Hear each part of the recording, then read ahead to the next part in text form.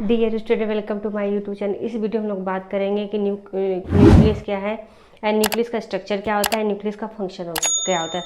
Nucleus को जानने से पहले हम लोग ये जानेंगे कि न्यूक्लियस जो होता है हमारे बॉडी किस पार्ट में प्रेजेंट होता है। तो न्यूक्लियस जो होता है हमारे से प्रत्येक सेल में पाया जाता है। और जो न्यूक्लियस होता है कहाँ पे पाया जाता है? प्रत्येक सेल में।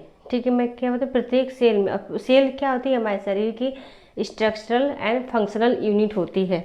तो जैसे हमारी सेल्स हैं, तो सेल के ये कहाँ पाया जाता है? सेंटर में। तो हमारे सेल के अंदर बहुत सारे ऑर्गेनेल्स पाए जाते हैं, लाइक माइटोकॉन्ड्रिया, राइबोसोम्स। अगर हम वही बात करें क्रोमेटिन की, जो बाद में क्या बनाता है? क्रोमोसोम होता है। पहले क्रोमेटिन एक थ्रेड लाइक स्ट्रक्चर होता है। कैसा? Thread like structure. कहाँ प्रेजेंट होता है? न्यूक्लियस के अंदर।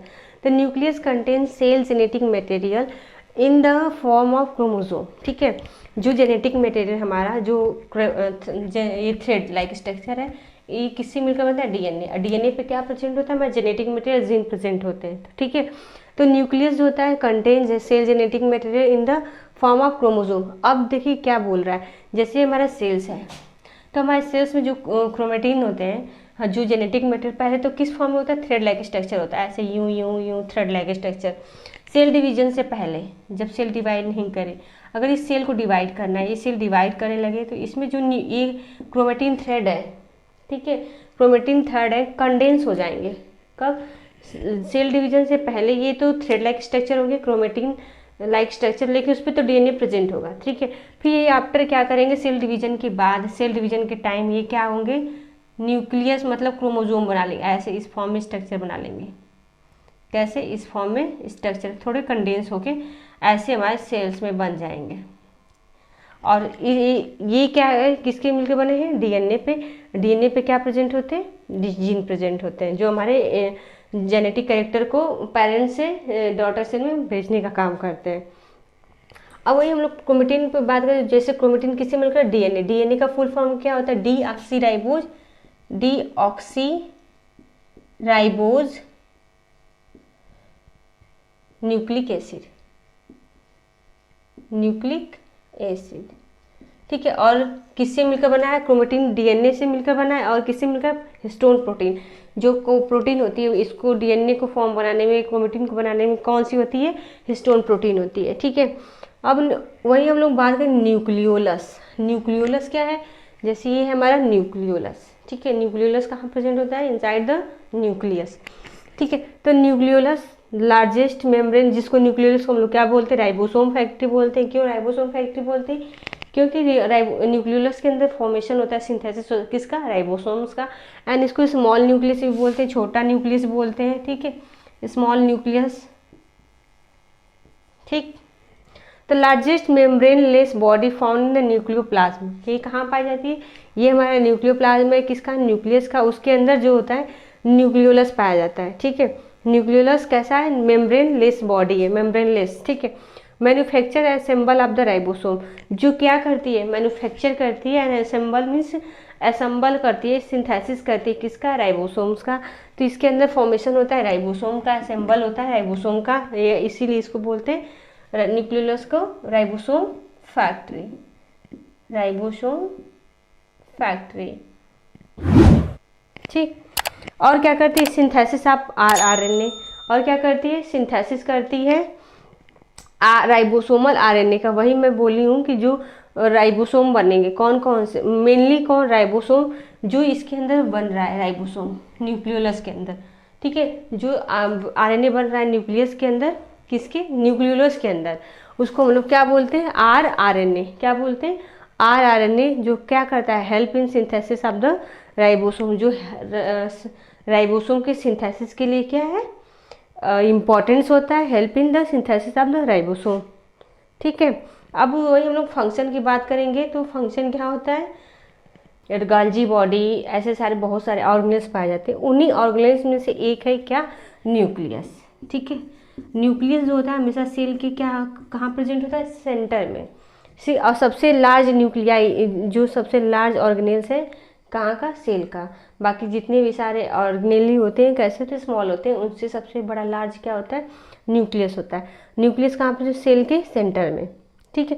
अब हम लोग न्यूक्लियस की बात करें तो जैसे न्यूक्लियस होता है, प्रत्येक हमारे बॉडी के प्रत्येक सेल में न्यूक्लियस प्रेजेंट है, ठीक है।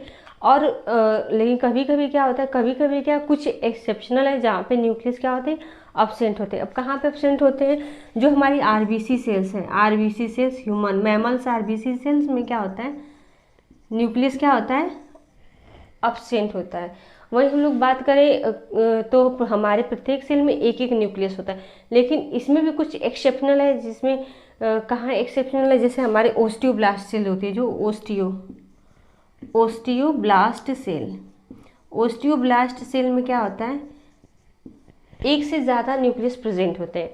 मतलब कहीं क्या था, किसी सेल में क्या था, किसी सेल में एक न्यूक्लियस प्रेजेंट है, किसी सेल में एक भी न्यूक्लियस प्रेजेंट नहीं, और किसी सेल में क्या है, एक से ज़्यादा न्यूक्लियस प्रेजेंट है। तो ओस्टियोब्लास्ट ऐसी सेल है जिसमें एक से ज़्यादा न्यूक्लियस प्रेजेंट होते हैं।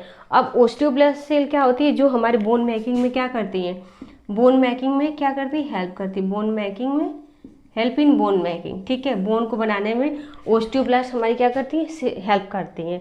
तो ये हमारे न्यूक्लियस के बारे में कि मतलब कहाँ पाया जाता है और कहाँ पे ज़्यादा पाया जाता है, कहाँ पे नहीं पाया जाता है।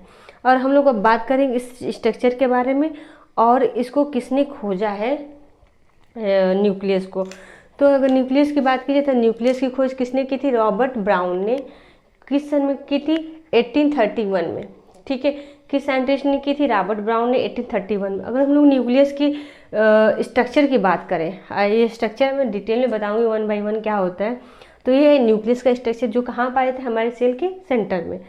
तो जब हमारे सेल के सेंटर में पाए तो इसमें कैसे डबल मेम्ब्रेन होती है, इसके अंदर न्यूक्लियोप्लाज्म होता है, जैसे हमारे सेल्स के अंदर साइटोप्लाज्म होता है, उसी तरह न्यूक्लियस के अंदर क्या होता है, न्यूक्लियोप्लाज्म होता है। ये है न्यूक्लियस के अंदर एक स्मॉल न्यूक्लियस जिसको बोलते हैं न्यूक्लियोलस पाया जाता है, एंड क्रोमेटिन थ्रेड पाए जाते हैं, न्यूक्लियर मेम्ब्रेन पाई जाती है, पेरी न्यूक्लियर स्पेस पाए जाते हैं। हम लोग इसके बारे में वन बाय वन करके पढ़ेंगे कि क्या क्या ये होते हैं, कैसे स्ट्रक्चर का फॉर्मेशन करते हैं न्यूक्लियस के। तो हम लोग पहले देखते हैं इसके स्ट्रक्चर के बारे में क्या होता है, इसके बारे में थोड़ा न्यूक्लियस के बारे में देखते हैं कि न्यूक्लियस क्या होता है। तो nucleus is a double membrane बाउल बॉडी, मतलब जो न्यूक्लियस है कैसा स्ट्रक्चर है, डबल मेम्ब्रेन, मतलब सिंगल मेम्ब्रेन नहीं है, डबल मेम्ब्रेन, एक ए मेम्ब्रेन और एक मेम्ब्रेन, दो मेम्ब्रेन है। और एक मेम्ब्रेन क्या बोलते हैं, जो बाहर की तरफ है उसको बोलते हैं आउटर मेम्ब्रेन, जो अंदर की तरफ है न्यूक्लियोप्लाज्म की तरफ उसको हम लोग क्या बोलते हैं, इनर मेम्ब्रेन, ठीक है। तो कैसी न्यूक्लियस कैसे स्ट्रक्चर, डबल बाउंड मेम्ब्रेन, ठीक है, दो डबल लेयर है। Control all cellular metabolism and includes the genetic information of the cell. देखिए जितना हमारा जेनेटिक कैरेक्टर है, इन्फॉर्मेशन हमारा, जैसे हम मेरे में जो कैरेक्टर आया है, हम किससे मिला है, हमारे पेरेंट्स से मिला है, तो उसको स्टोर करना, जेनेटिक इन्फॉर्मेशन को स्टोर करने का काम, ठीक है। और कंट्रोल करना, जितने सेलुलर मेटाबॉलिज्म एक्टिविटीज़ हो रही है हमारे सेल के अंदर, उनको कंट्रोल करने का काम किसका होता है, हमारे न्यूक्लियस का होता है। जैसे ये जेनेटिक मटेरियल पेरेंट्स है, ठीक है, पेरेंट्स से कहाँ पे है, हमारे डॉटर सेल्स में, डॉटर, ठीक है। क्या है, जेनेटिक मटेरियल, जेनेटिक मटेरियल क्या होता है, डीएनए, ठीक है। तो उसको जेनेटिक मटेरियल को स्टोर करने का काम और उसको अगले जनरेशन में ट्रांसफ़र करने का काम, डॉटर सेल में ट्रांसफ़र करने का काम किसका होता है, हमारे न्यूक्लियस का होता है। ये न्यूक्लियस के अंदर ऐसा क्या प्रेजेंट होता है जो हमारे जेनेटिक कैरेक्टर को एक जनरेशन से दूसरे जनरेशन में ट्रांसफ़र करता है, तो क्या प्रेजेंट होता है, जीन प्रेजेंट होता है, ठीक है। जीन डीएनए होता है, डीएनए पे क्या होते हैं, जीन्स होते हैं, ठीक है। Controller all director of the cell, अब इसको बोलिए जो न्यूक्लियस होता है हमारे सेल का क्या होता है, कंट्रोलर होता है, एंड क्या होता है, डायरेक्टर होता है। मतलब सारी एक्टिविटीज़ को कंट्रोल करना, उसको डायरेक्शन देना, कौन से एंजाइम कब बनाना है, कौन से प्रोटीन कब बनाना है, कौन से जीन कब बनाना है, उसका कंट्रोलर कौन होता है, हमारा न्यूक्लियस होता है, ठीक है। कंट्रोल हेरिडिटी, मतलब वो जैसे हम बताएं, कंट्रोल हेरिडिटी को क्या करता है, कंट्रोल करता है, मैनेज करता है। ग्रोथ, सेल की ग्रोथ में हेल्प करता है, एंड मेटाबॉलिज्म, सेल के मेटाबॉलिज्म में क्या करता है, ये हेल्प करता है। तो इसका ये फंक्शन हुआ, बाद में हम लोग लास्ट में इसके और फंक्शन देखेंगे कि मतलब न्यूक्लियस का क्या क्या वर्क होता है। तो उसके अब हम लोग देखते हैं स्ट्रक्चर ऑफ द न्यूक्लियस, जो न्यूक्लियस का स्ट्रक्चर होता है कैसा होता है, एकदम ईजी वे में हम लोग समझेंगे कि न्यूक्लियस का स्ट्रक्चर कैसा होता है। तो ये देखते हैं न्यूक्लियस का स्ट्रक्चर तो न्यूक्लियस के स्ट्रक्चर के बारे में बात करते हो, इसमें मेन 4 कंपोनेंट होते हैं। कितने कंपोनेंट में? 4 कंपोनेंट होते हैं। तो फर्स्ट कंपोनेंट है न्यूक्लियर मेम्ब्रेन, जिसको बोलते हैं ये है, this one is nuclear membrane, जो क्या किया, जेनेटिक मटेरियल जो डीएनए हमारा जो क्रोमैटिन थ्रेड है उसको क्या किया, इनक्लोज किया है, तो उसको न्यूक्लियर मेम्ब्रेन बोलिए या इन्वेलप होता है बोलिए या कैरियोथिका, इसी को हम लोग कैरियोथिका बोलते हैं, इन्वेलप भी बोलते हैं और न्यूक्लियर मेम्ब्रेन भी बोलते हैं। जैसे न्यूक्लियर मेम्ब्रेन जैसे हमारा सेल के अंदर, सेल के बाहर जो मेम्ब्रेन होती है उसको हम लोग सेल मेम्ब्रेन बोलते हैं, उसी तरह हमारे न्यूक्लियस के बाहर भी एक मेम्ब्रेन होती है जिसको हम लोग क्या बोलते हैं, न्यूक्लियर मेम्ब्रेन, ठीक है, या कैरियोथिका। कैरियो मीन्स क्या होता है, न्यूक्लियस, ठीक है। उसके बाद है न्यूक्लियोप्लाज्म, जैसे हमारे सेल्स के अंदर बहुत सारे साइटोप्लाज्म प्रेजेंट है, साइटोप्लाज्म, तो उसी तरह हमारे न्यूक्लियस के अंदर क्या प्रेजेंट होते हैं, न्यूक्लियोप्लाज्म। न्यूक्लियोप्लाज्म के अंदर बहुत सारे क्या होते हैं, फ्लूइड, थिक फ्लूइड होते हैं, जिसमें chromatin fibre and DNA nucleolus suspend होते हैं, मतलब डूबे रहते हैं, मर्ज होते हैं, ठीक है। अगर वो नंबर न्यूक्लियोलस या इसको बोलते हैं, ये है, this one is nucleolus, this, ठीक है, मेन पार्ट होता है इस न्यूक्लियस का, न्यूक्लियोलस या लिटिल न्यूक्लियस बोलिए, या जो है इसको बोलिए आप लिटिल न्यूक्लियस बोलिए, या आप लोग क्या बोल सकते हैं, राइबोसोम फैक्ट्री, या इसको अगर पूछा जाए कि हमारे सेल्स का कौन सा पार्ट जो है जो राइबोसोम फैक्ट्री के नाम से जाना जाता है, तो आप लोग क्या बोलेंगे, न्यूक्लियोलस, ठीक है। तो अब हम लोग बात करते हैं 1 बाय 1 एक के बारे में कि इनका स्ट्रक्चर कैसे मिलकर बना है, इनका फंक्शन क्या होता है। तो हम बात करेंगे किसके बारे में, न्यूक्लियर मेम्ब्रेन के बारे में, ठीक है। अब हम लोग न्यूक्लियर मेम्ब्रेन के बारे में बात करें, न्यूक्लियर मेम्ब्रेन कैसी होती है, मैं यहाँ पे बताऊँ, डबल मेम्ब्रेन कैसी होती है, double membrane, inner membrane and outer membrane, ठीक है। डबल मेम्ब्रेन होती है, inner membrane and outer membrane. और देखिए ये है 1 and 2, inner membrane, this one is inner membrane, this one is outer membrane, ठीक है। जो इनर मेम्ब्रेन होती है टुवर्ड्स द न्यूक्लियोप्लाज्म, देखिए किधर, इसमें क्या हमारा भरा है, न्यूक्लियस के अंदर न्यूक्लियोप्लाज्म है, और न्यूक्लियोप्लाज्म के की तरफ कौन सी लेयर होती है, तो इनर मेम्ब्रेन, ठीक है। और आउटर मेम्ब्रेन कहाँ होती है, टुवर्ड्स द साइटोप्लाज्म। अब साइटोप्लाज्म क्यों करें, क्योंकि हमारे ये सेल्स है, सेल के अंदर ये है न्यूक्लियस, ये लेयर जो है इन आउटर लेयर किधर होती है, टुवर्ड द साइटोप्लाज्म, और इनर मेम्ब्रेन किधर थे, टुवर्ड्स द न्यूक्लियोप्लाज्म, ठीक है। तो 2 मेम्ब्रेन हो गए, inner membrane and outer membrane, inner membrane toward the nucleoplasm and outer membrane toward the cytoplasm, ठीक है, 2 मेम्ब्रेन हो गए। अब इसकी न्यूक्लियर मेम्ब्रेन वर्क क्या करती है, इसमें फंक्शन क्या होता है न्यूक्लियर मेम्ब्रेन का, उसके बारे में लोग देखें क्या होता है। तो न्यूक्लियर मेम्ब्रेन क्या करती है, डबल मेम्ब्रेन तो हो गई, सेपरेट करती है cell genetic material from the surrounding cytoplasm. अब देखिए जैसा मैं बताई हूँ आपको, जो न्यूक्लियस है हमारा किसके अंदर सस्पेंड है, सेल्स के अंदर प्रेजेंट है, और सेल के अंदर क्या होता है, साइटोप्लाज्म। तो साइटोप्लाज्म ये इधर बाहर की तरफ है, ठीक है, और इधर न्यूक्लियोप्लाज्म में जेनेटिक मटेरियल, उसको सेपरेट करने का काम, न्यूक्लियोप्लाज्म को या जेनेटिक मटेरियल को, न्यूक्लियस के जेनेटिक मटेरियल को साइटोप्लाज्म से सेपरेट करने का काम किसका होता है, न्यूक्लियर मेम्ब्रेन का, ठीक है, किसका होता है, न्यूक्लियर मेम्ब्रेन का। तो एक फंक्शन ये हो गया, न्यूक्लियर मेम्ब्रेन क्या करती है, सेपरेट करती है सेल जेनेटिक मटेरियल को फ्रॉम द सराउंडिंग साइटोप्लाज्म से। दूसरा क्या है, barrier to prevent macromolecule like large particles. देखिए जैसे हमारा सेल के अंदर जो स्मॉल मॉलिक्यूल है हमेशा थ्रू न्यूक्लियर मेम्ब्रेन के थ्रू क्या होते हैं, पास थ्रू होते रहेंगे, क्या होते हैं, पैसिव ट्रांसपोर्ट के थ्रू मूव ऑन करते रहेंगे इधर से उधर, साइटोप्लाज्म से न्यूक्लियोप्लाज्म की तरफ, न्यूक्लियोप्लाज्म से साइटोप्लाज्म कैसे मूव ऑन करते हैं। लेकिन जो लार्ज पार्टिकल है उनको बैरियर करने का काम, रोकने का काम, जब सेल को ज़रूरत ना हो तो उनको बैरियर करने का काम कौन मेम्ब्रेन करती है, न्यूक्लियर मेम्ब्रेन, ठीक है, न्यूक्लियर मेम्ब्रेन करती है। अब देखिए अब है न्यूक्लियर पोर।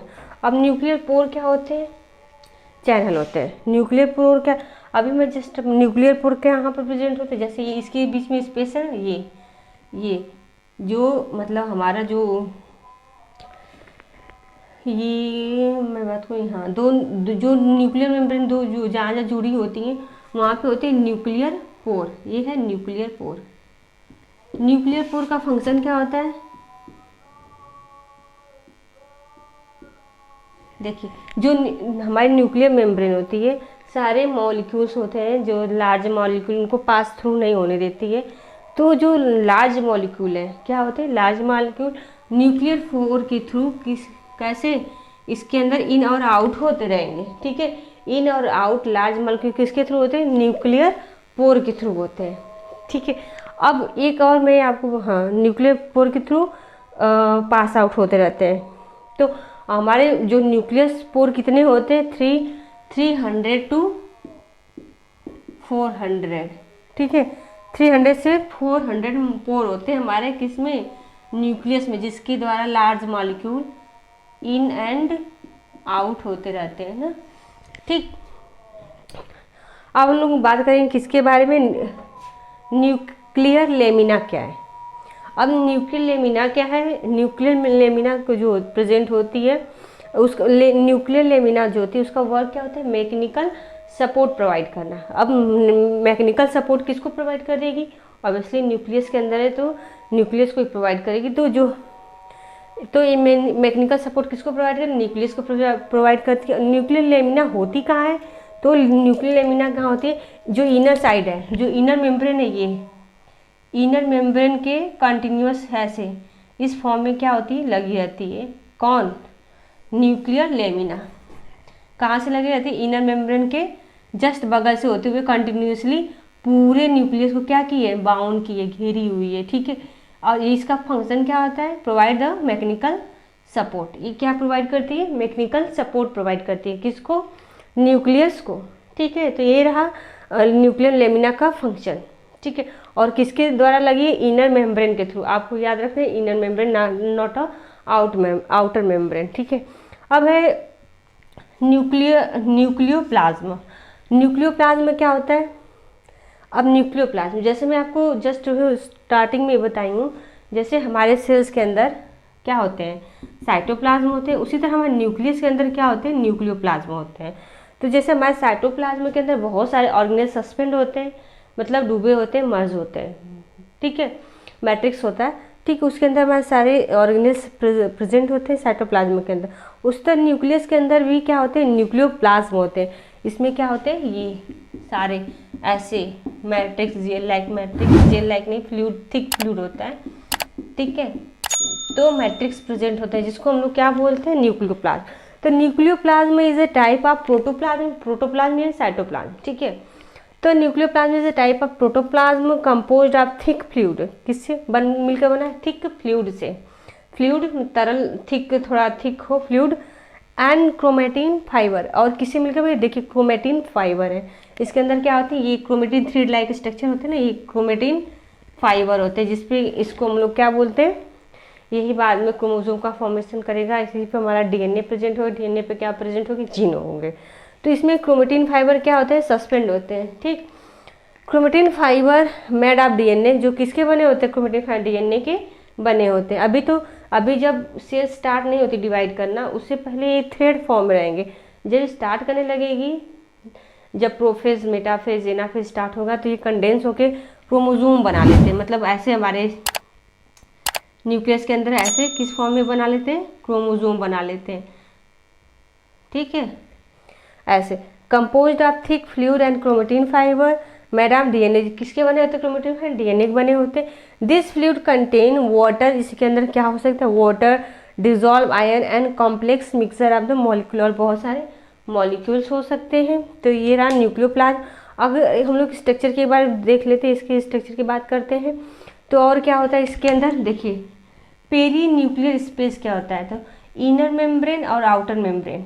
ठीक है, इनर मेम्ब्रेन और आउटर मेम्ब्रेन के बीच में जो स्पेस बच रहा है, ठीक है, उसको हम लोग क्या बोलते हैं, पेरी न्यूक्लियर स्पेस, जो कितना नैनोमीटर होता है, 10 to 50 नैनोमीटर। कितने पेरी न्यूक्लियर स्पेस कितना होता है, 10 to 50 नैनोमीटर। ठीक है, फंक्शन तो कंट्रोल हेरिडिटरी, मतलब hereditary characteristic of an organism, जैसे एक ऑर्गेनिज्म का कैरेक्टर उसके प्रोजनी में कैसे जाता है, उसके डॉटर्स में कैसे जाता है, थ्रू जेनेटिक मटेरियल के द्वारा। जेनेटिक मटेरियल क्या है इसका, डीएनए होता है। और डीएनए कहाँ प्रेजेंट होता है, न्यूक्लियस के अंदर। तो ये कंट्रोल करता है क्या, हेरेडिटरी कैरेक्टर को। उसके हम लोग DNA replication during cell cycle. देखिए अब हमारे सेल्स में डीएनए होते हैं, ठीक है। अब उसको दूसरे सेल्स में भेजना है, मतलब सेल डिवाइड कर, एक सेल से 2 सेल बन रही है, ठीक है। एक सेल से क्या 2 सेल्स बन का फॉर्मेशन होता है। डीएनए रिप्लिकेट करेगा, मतलब सिंगल, आपको पता है डीएनए क्या होता है, डबल स्टैंड होता है, ठीक है। तो डीएनए रिप्लिकेट करके मतलब अपने जैसी कॉपी, मल्टीपल आप कॉपी बनाएगा, ताकि सेल डिवीजन जब हो तो मतलब दूसरी कॉपी दूसरे डॉटर सेल्स में जा सके। तो डीएनए में रिप्लिकेशन करता है, DNA replication during cell cycle, मतलब सेल साइकिल के समय डीएनए में क्या होता है, रिप्लिकेशन होता है। रिप्लिकेशन मीन्स मल्टीपल कॉपी बनती है, किसकी, डीएनए की बनती है, ठीक है। तो उसमें भी हेल्प करता है, इसका फंक्शन है सेलुलर मेटाबॉलिज्म। अब सेल के अंदर सारी एक्टिविटी को कंट्रोल करना, मेटाबॉलिक एक्टिविटी को कंट्रोल करना, एंजाइम बहुत सारे होते हैं उसको कंट्रोल करना, एंजाइम का फॉर्मेशन करना, प्रोटीन का सिंथेसिस करना, जितनी सारी मेटाबॉलिक एक्टिविटीज़ है किसके थ्रू होती है, न्यूक्लियस के थ्रू होती है, ठीक है। अब है जीन एक्सप्रेशन। जीन एक्सप्रेशन क्या होता है, cellular metabolism and gene expression. Gene expression क्या है, जीन के कुछ जो इन्फॉर्मेशन होती है, क्या होती है, जीन के कुछ इन्फॉर्मेशन प्रोटीन की सिंथेसिस के लिए क्या होती है, जो जीन की कुछ इन्फॉर्मेशन होती है,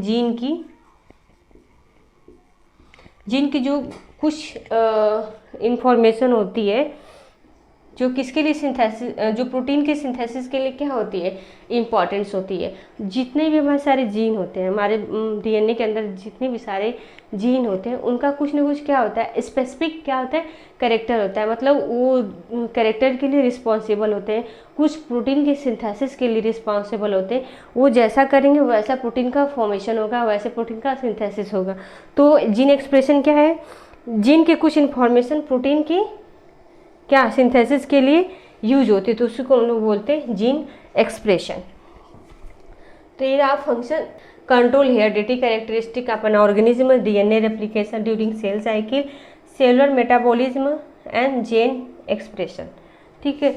तो आई होप आप लोग को वीडियो समझ में आया होगा। अगर वीडियो समझ में आया तो प्लीज़ लाइक शेयर सब्सक्राइब, और अगर मेरी आप आने वाली वीडियो को देखना चाहते हैं तो नोटिफिकेशन आइकन को क्या करें, प्रेस करें, ताकि हमारी आने वाली न्यू वीडियो आपको मिलती रहे।